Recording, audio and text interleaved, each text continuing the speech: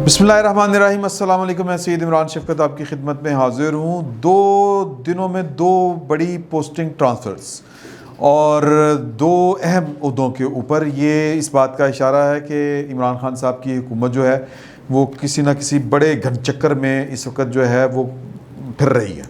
कोई ना कोई बड़ा प्रोजेक्ट ऑन है। वैसे तो एक प्रोजेक्ट और भी प्रोजेक्ट इमरान खान को रीस्टार्ट कर दिया गया है, वो क्या है इसी से जुड़ा है वो भी आपको मैं बताता हूँ। फिल वक्त आप चलते हैं, हम आपको बताते हैं कि जी के ये वाजिद ज़िया साहब जो हैं ये FIA के DG थे, डायरेक्टर जनरल FIA, और ये इनको इनाम के तौर पर ये पोस्टिंग मिली थी। आपको याद हो अगर तो जो जॉइंट इन्वेस्टिगेशन JIT बनी थी जिसमें MI ISI के लोग भी शामिल थे, उस टीम को लीड करने वालों में वाजिद ज़िया साहब थे जिन्होंने मरियम नवाज़ को इंटेरोगेट किया, मुल्क के हाज़र सर्विस या कह लें कि बरसरे इक़्तिदार वज़ीर आज़म को इंटेरोगेट किया, वज़ीर आज़म के करीबी रुफ़का को, उनकी आल औलाद को इंटेरोगेट किया, और फिर उसी चक्कर में वो फिर जो थे क्या कहते हैं क्या क्या क्या क्या नहीं हुआ इस मुल्क में।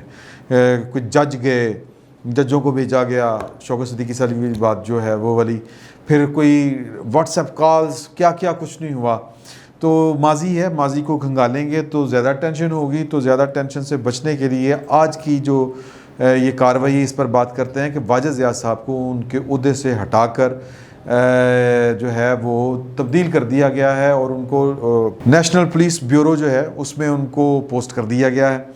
और मामला क्या है, इसके पीछे कहानी क्या है, कोई रॉकेट साइंस नहीं है। इसके पीछे कहानी ये है कि बशीर मेमन साहब जो थे उनसे इमरान खान साहब की तौक़ात का ये आलम था, वो भी यानी वाजिद ज़िया साहब से पहले DG FIA थे, वो तौक़ात करते थे कि जनाब के वो काजी फ़ायज़ ईसा को भी पकड़ें, हाज़र सर्विस जज सुप्रीम कोर्ट को पकड़ें और उनको ख़िलाफ़ एक मुकदमा दर्ज करें और इन्वेस्टिगेट करें।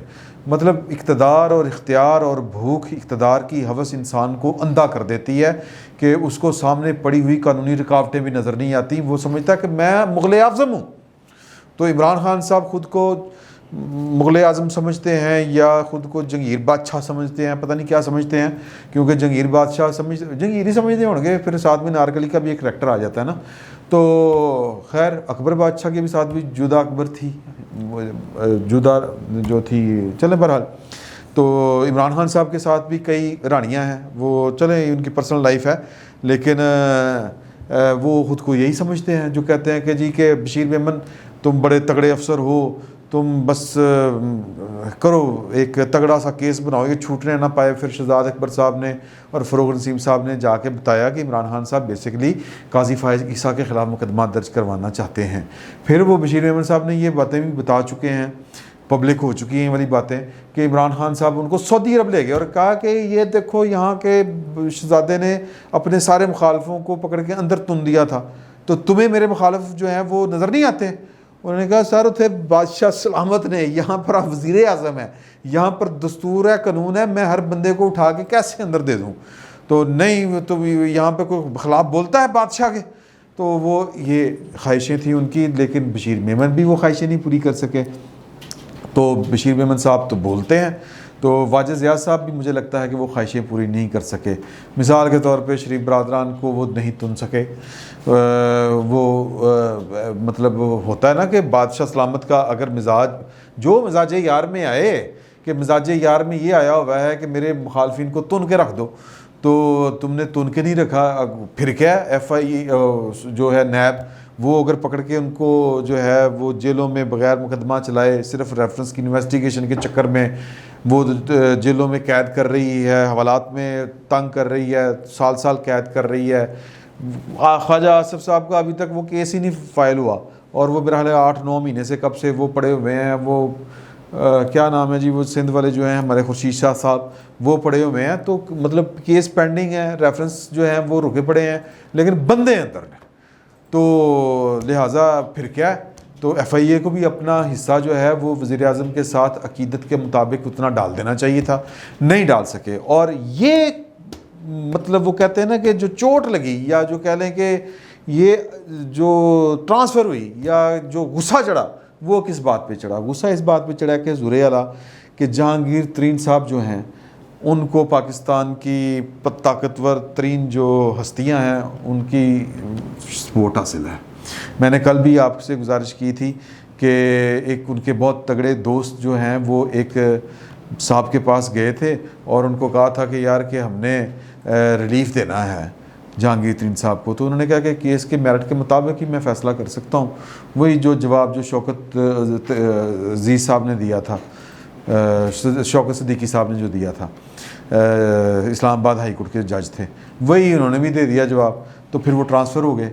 तो भाईन जहांगीर तरीन को बचाने का जो मकाम है वो यहाँ तक पहुँचा हुआ है। आपको ये बात मैंने मेरे ख्याल कोई हफ़्ता पहले आपसे गुजारिश की थी, वो एक मैंने परी और एक ऐनक वाले जिन की दास्तान सुनाई थी।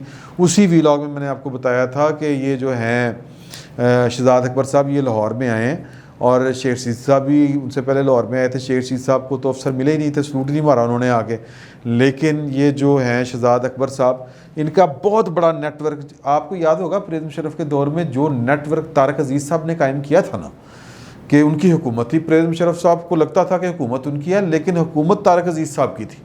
जोड़ा उन्होंने अपनी बरादरी में नवाजा, जो उन्होंने चौधरी बरादरान को नवाजा, जट हो गया सी पाकिस्तान। हर काम जो हो रहा है वो बस जाट बरादरी वो छाई हुई थी। तो ये जो दौर है ये है मिर्ज़ा क्या नाम है, शहजाद अकबर साहब। शहजाद अकबर साहब ने ये जो है ना वो ऑक्टोपस की तरह अपनी जड़ें जो है ना, तेंदुए की तरह, वो क्या ऑक्टोपस को पता नहीं क्या कहते हैं, उसकी तरह जो है ना वो अपने ना वो टांगे ना हर जगह पे फंसाई हुई हैं। रिंग रोड हो, उसके पीछे भी आपको रावलपिंडी का रिंग रोड, उसके पीछे आपको जो नेटवर्क मिलेगा, जो माफिया नहीं कहना चाहिए, ज़्यादा सख्त लफ्ज़ हो जाएगा, जो नेटवर्क मिलेगा आपको, अंडरग्राउंड नेटवर्क, अंडरग्राउंड नेटवर्क जो मिलेगा वो शहजाद अकबर साहब का मिलेगा। उनके भाई मुराद अकबर से लेके और क्या कहते हैं मलक रियाज साहब तक जो है वो मामला जो है वो इची पीची है, फुल टाइम पक्के टीट यारियाँ ने। तो यहाँ पे भी आपको ये वाला मिलेगा। क्यों कि शहजाद अकबर साहब ने आके लाहौर के जो डायरेक्टर हैं, लाहौर के एफआई के जो सरबराह थे, उनसे कह दिया था कि जनाब के वो आपको केस आ रहा है, आपने जहांगीर तरीन को छोड़ना नहीं है और अगली पेशी के ऊपर जो है ज़मानत कैंसिल हो जाएगी। वो हमारी बात हो गई हुई है। हालांकि बगाल उधर वाले ज़्यादा तेज़ ने पाए। तो जो पाकिस्तान जिनका है, पाकिस्तान के जो ताकतवर तरीन लोग हैं, पाकिस्तान उन्हीं का है, तो वो तो जहांगीर तरीन के साथ हैं। तो जनाब शहजाद, लेकिन बात ये है कि जो शहजाद अकबर साहब हैं वो वज़ीर आज़म के मुँह चढ़े कह लें, या वज़ीर आज़म साहब को उन्होंने शीशे में उतारा हुआ है ये कह लें। और बज़ाहिर जो हुक्म लगता है, जो इख्तियार लगता है, वो तो वज़ीर आज़म का ही लगना है ना। बाकी जो ताकतवर लोग हैं उन्होंने तो बस वो गुप्त कार्रवाई करनी होती है, गुप्त कार्रवाई अंडरग्राउंड यूँ करके। तो दाज जो ज़्यादा लग सकता है वो उसी का लगता है जो बज़ाहिर ताकतवर भी हो और जिसका बज़ाहिर हुक्म भी लगता हो। तो जहांगीर तरीन साहब को वाजिद ज़िया साहब जो हैं वो पकड़ने और पकड़ के मतलब लितरो-लितरी करने के या कह लें जलील करने के हक़ में नहीं थे, क्योंकि उनको हुक्म नहीं था। उनको हुक्म किस तरफ से नहीं था वो मैं आपको बता चुका हूँ कि उनके सारे दोस्त ताकतवर लोग हैं, तो जहांगीर तरीन का वो साथ दे रहे हैं। तो इनको बेसिकली एक तो ये वाली वजह, मेजर ये वाली वजह बनी कि शहजाद अकबर साहब लड़ गए हैं वाजिद ज़िया साहब को भी।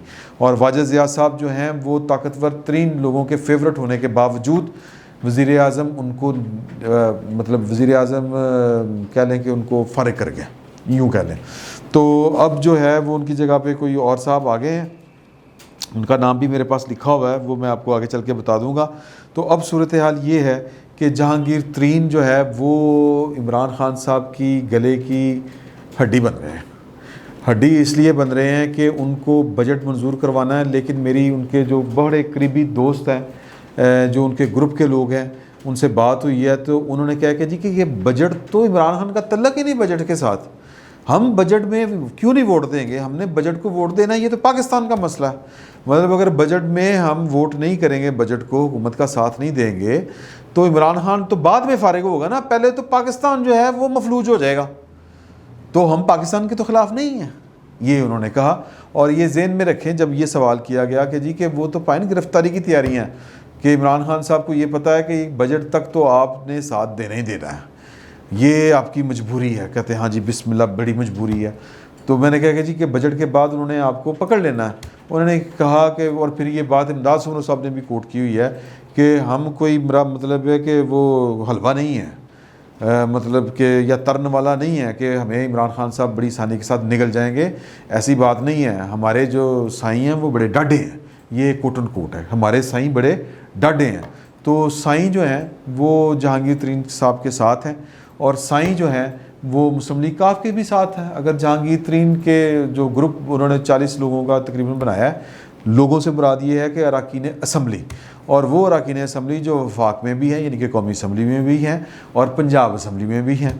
और फिर आप ये देखें कि कल की जो काबीना के इजलास की जो कहानी सामने आई है वो है कि मुस्लिम लीग काफ के मुतल्लिक जो हैं अपने शाह महमूद कुरैशी साहब, उन्होंने कहा कि शाह महमूद कुरैशी साहब ने कहा कि वज़ीर-ए-आज़म साहब हमारे इत्तेहादी ये चूँकि बजट वाला सेशन है इसमें असम्बली में नहीं आ रहे, इनकी बात पुरस होनी चाहिए, इनसे पूछे ये क्यों नहीं आ रहे। तो तारिक बशीर चीमा साहब काबीना के इजलास में बैठे हुए थे, वज़ीर हाउसिंग जो हैं, तो उन्होंने कहा कि बड़ी सीधी जी गल है, तारिक बशीर चीमा साहब जो हैं वो भाईन वो जट आदमी हैं, वो डाढ़े आदमी हैं सादा अल्फाज में, तो वो बड़ा आउटस्पोकन है, वो उनके कॉन्फिडेंस का लेवल ये है कि वो आगे सामने खड़ोते बंदे को कुछ नहीं समझते। तो उन्होंने मतलब फुल टैरम मॉल जिसको कहते हैं ना, पूरी टैरम। तो उन्होंने कहा वज़ीर-ए-आज़म साहब ने, जी आपके अरकान असम्बली क्यों नहीं आ रहे इजलास में, बजट का सेशन है, यहाँ पे होना चाहिए हमारे इत्तेहादियों को। उन्होंने कहा कि जी आप हमारी बात तो मानते कोई नहीं, कोई मतलब तो कोई हमारा ना मुतालबा मानते हैं ना हमारी कोई बात मानते हैं, हमने असम्बली में क्या लेने आना है। खान साहब को तो पाँव चढ़ गए कि यार ये क्या है। तो उन्होंने कहा कि जी कि आपके मुतालबात क्या है। उन्होंने कहा कल्याण दसांगा, कल्याण टाइम दो तो फिर गल कर लाँगे। तो मतलब ये है कि जहांगीर तरीन के पीछे हमारे ताकतवर तरीन लोग खड़े हैं। चौधरी बरादरान जो हैं वो एंड टाइम के ऊपर इसी तरह की आंखें दिखाते हैं, और वो उनको तो जनाब मतलब कोई कान दे हथ भी सुना भेज दे कि ये कौवा जो है ये पिंडी से सीधा आ रहा है या इस्लामाबाद के वो जवार से आ रहा है, तो वो उन्होंने सलूट मार देंगे ने कि कान साहब अस्सलाम वालेकुम सलूट मार देंगे उन्होंने। तो वो तो नहीं जा सकते ना मतलब किसी के ख़िलाफ़ अनटिल अनलेस के कोई ऊपर हुक्म ना हुआ हो। तो तीसरी रह की बात आ जाए नून लीग की तरफ के, नून लीग के हमजा शहबाज जो हैं वो एक टास्क के ऊपर काम कर रहे हैं कि जी के पंजाब के अंदर तब्दीली किस तरह आ सकती है, बड़ी आसानी से आ सकती है, और नंबर गेम्स जो हैं वो यूं करके चेंज हो सकते हैं। जहांगीर तरीन तैयार बैठे हैं, काफ लीग वालों को सीटी एक विसल जाना है कि सीटी ओ पार्टियाँ उधर। तो इमरान खान साहब जो हैं वो उनका बजट के बाद जो है वो सीन ज़रा मुश्किल हो रहा है। ये वाजिद ज़ियाद साहब का जो हटाया जाना है ये बेसिकली यही है कि लोगों को डरा धमका के कि इस तरह का जो है DGFIA हो कि वो जहांगीर तरीन को पकड़े और बाकी तो फिर जहांगीर तरीन पकड़ेगा, बाकी तो अपने आप सीधे हो जाएंगे। तो जहांगीर तरीन उनका बॉस नहीं है। ये जो 40 लोग इकट्ठे हुए हैं, 30-40 लोग अरकान असम्बली, वो जहांगीर तरीन साहब की मोहब्बत में भी नहीं है और उनकी खौफ में भी नहीं है इकट्ठे हुए उनके गिर्द। वो हुक्म कहीं और का है। ये बात समझने की है जिसको इमरान खान साहब जिसके साथ हॉकी खेल रहे हैं। तो ये हॉकी इमरान खान साहब जो खेल रहे हैं ये महंगी पड़ सकती है। आपने वाजिद ज़िया को ओहदे से हटा के बेसिकली किसी को चिढ़ाया है कि मैं वज़ीर आज़म हूँ, तो फिर भुगतेंगे बाप, यही है। और इसके अलावा हम क्या कह सकते हैं। फिल वक्त इतना ही। बहुत बहुत शुक्रिया आपका।